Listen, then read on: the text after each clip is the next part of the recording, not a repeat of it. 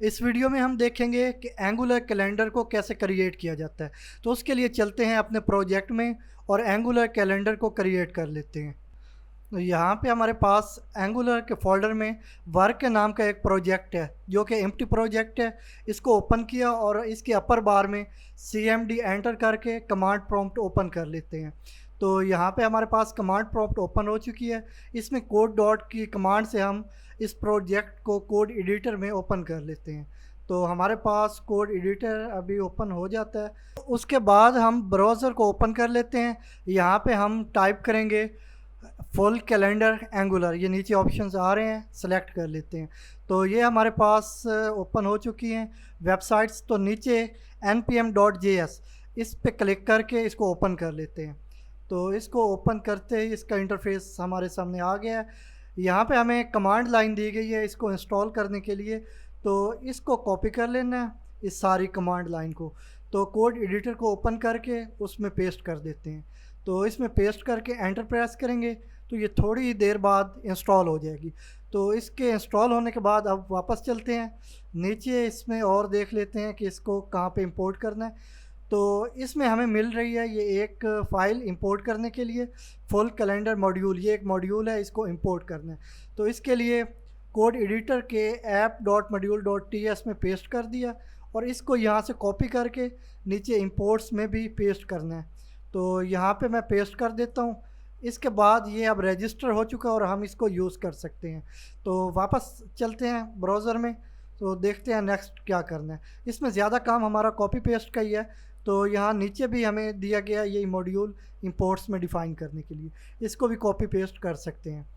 तो इसके बाद अब यहाँ पे हमें कुछ पैकेजेस हैं, इनको इंपोर्ट करना है। तो इन दोनों पैकेजेस को मैं यहाँ से कॉपी कर लेता हूँ। तो इनको इंपोर्ट करना है तो वापस चलते हैं component.ts, इसमें हम पेस्ट कर देंगे। तो दोनों को मैंने पेस्ट कर दिया। अब देखते हैं कि ये कहाँ से हमें मिल रहे हैं। तो ये जो पाथ डिफ़ाइन किया गया है ये कहाँ से आ रहे हैं। तो उसके लिए नोड मॉड्यूल्स को ओपन करते हैं। यहाँ पे नीचे हमें मिल जाएगा फुल कैलेंडर, ये फुल कैलेंडर हमें मिल चुका है, इसको ओपन करना है। तो इसको ओपन कर लेते हैं, क्लिक करते हैं तो ये ओपन हो जाता है। तो नीचे कोर और डे ग्रिड ये दोनों हमें मिल जाती हैं जो कि हमने यहाँ पे इंपोर्ट कर ली हैं। और इसके बाद अब यहाँ पे भी हमें कुछ डाटा जो कि डायनामिक डाटा है इसको इंस्टॉल करना है। तो उसके लिए हम यहाँ से कॉपी पेस्ट करेंगे तो वो भी हमें यहाँ पे मिल जाता है प्री बिल्ड। इसको मैं कॉपी कर लेता हूँ यहाँ तक। इसको अब कॉपी करने के बाद वापस कोड एडिटर में पेस्ट करेंगे। तो कोड एडिटर ओपन कर लेते हैं और यहाँ पे component.ts में पेस्ट कर देंगे। तो ये हमारा डायनामिक डाटा है। इसको अब शो करवाने के लिए हमें कुछ HTML डाटा भी चाहिए, तो वो भी वहाँ से हमें मिल जाता है। वापस ब्राउज़र में चलते हैं, इसको नीचे ज़रा स्क्रॉल करेंगे तो ये HTML कोड भी हमें मिल जाता है। इसको भी कॉपी कर लेते हैं, वापस कोड एडिटर में चलते हैं।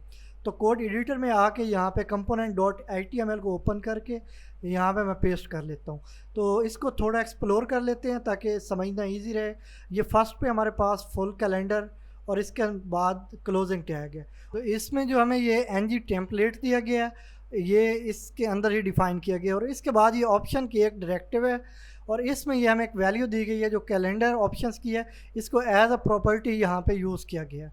तो इसके बाद इसको फर्दर हम समझ लेते हैं।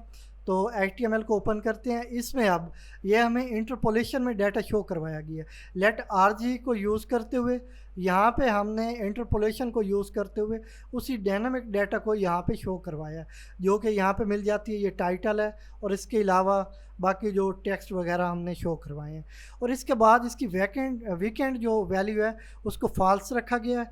तो इसको अब हम रन कर लेते हैं अपने प्रोजेक्ट को। उसके लिए मैं कोड एडिटर को ओपन करके इसमें ng सर्व की कमांड दूंगा, एंटर प्रेस करूँगा तो हमारा जो प्रोजेक्ट है वो रन करेगा। तो ये थोड़ी देर में रन हो चुका है। अब यहाँ पे हमें लोकल होस्ट 4200 मिल जाता है। इसको मैं यहाँ से कॉपी कर लेता हूँ और ब्राउज़र में चलते हैं। ब्राउज़र ओपन करते हैं तो लोकल होस्ट कॉपी कर लिया था। अब यहाँ पे मैं अपर बार में न्यू बार ओपन करके यहाँ पे पेस्ट कर देता हूँ। तो पेस्ट करने के बाद हमारे पास आउटपुट आ गया है। तो ये कैलेंडर हमें मिल गया है जिसमें वीकेंड शामिल नहीं है, मतलब सैटरडे और संडे इसमें शामिल नहीं है। تو اس کو ہم نیکسٹ کر لیتے ہیں.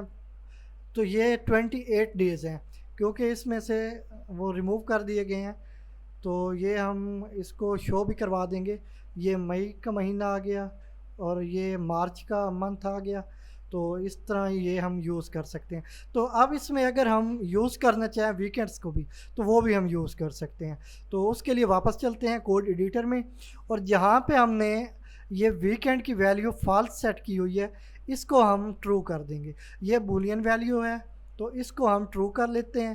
کنٹرول+S کے ساتھ سیو کر کے واپس براؤزر میں چلتے ہیں.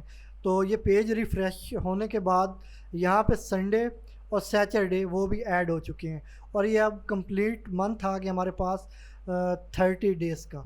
تو اس طرح ہم اینگولر کیلنڈر کریٹ کر سکتے ہیں. تو اگر آپ کو ہماری ویڈیو اچھی لگی ہو